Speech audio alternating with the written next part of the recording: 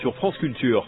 On retrouve maintenant et on ouvre la boîte à lettres de Cécile Guilbert en partenariat avec le musée des lettres et manuscrits. Aujourd'hui, une lettre de Marguerite Duras à Jean-Paul Sartre. Bonjour Cécile Guilbert. Bonjour. Paru en 1955, 5 ans après le barrage contre le Pacifique et 5 ans avant Hiroshima mon amour, Le Square, de Marguerite Duras, à la fois roman et pièce de théâtre, est éreinté par la critique lors de sa première mise en scène un an plus tard.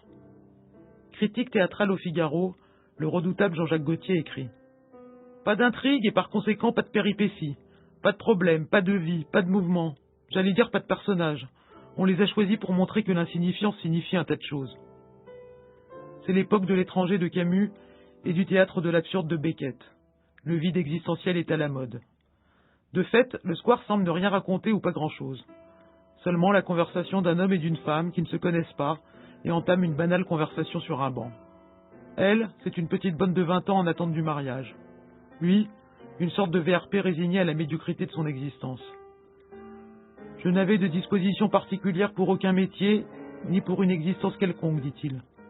Rien n'est commencé pour moi, à part que je suis en vie, dit-elle.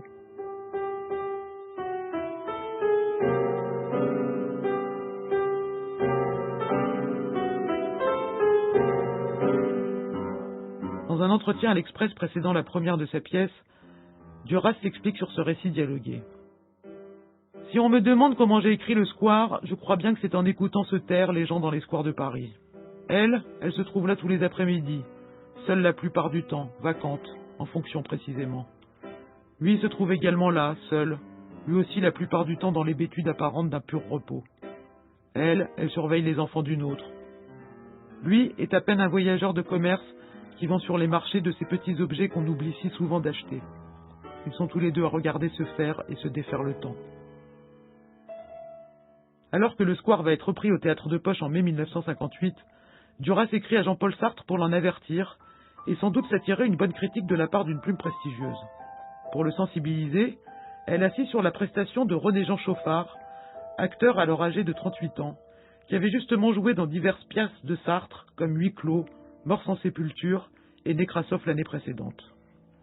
Le post-scriptum dénote d'une certaine gêne, car malgré quelques aventures communes dans le cadre du comité des intellectuels contre la poursuite de la guerre d'Algérie ou la cause du peuple, Duras n'eut jamais une grande estime, ni pour le philosophe, ni pour Simone de Beauvoir. Mêlée d'incompréhension, de vexation et parfois de jalousie, leur relation fut toujours ambiguë.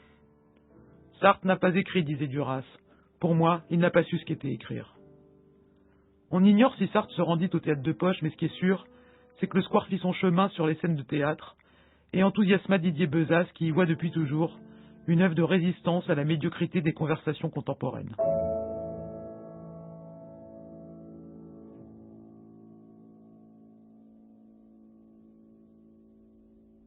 Cher Jean-Paul Sartre, ma pièce Le Square se joue pour 30 jours au nouveau théâtre de Poche de la rue Rochechouart, après avoir été complètement démolie par la critique en 1956. Ce n'est pas tellement pour Le Square que j'aimerais que vous veniez un soir, c'est surtout pour Chauffard qui la joue. Ça lui ferait, et à moi aussi bien sûr, un immense plaisir. De plus, je crois pouvoir dire que le travail de Chauffard dans cette pièce est absolument extraordinaire. Très sympathiquement à vous, Marguerite Duras. Post-scriptum, je ne suis pas coutumière de ce genre de demande, vous le savez.